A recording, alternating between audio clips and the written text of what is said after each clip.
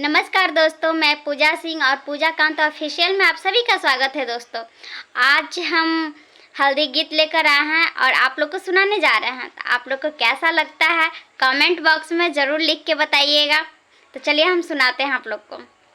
हरदिया हो हमरा सीताजी के चढ़े, हरदिया हो हमरा सीताजी के चढ़े, पहिला हरदिया बाबा चढ़ाव से, पहिला हरदिया बाबा चढ़ाव से, दूसरा हरदिया पापा हो हमरा सीताजी के चढ़े, दूसरा हरदिया पापा हो हमरा सीताजी के चढ़े, हरदिया हो हमरा सीताजी के चढ़े।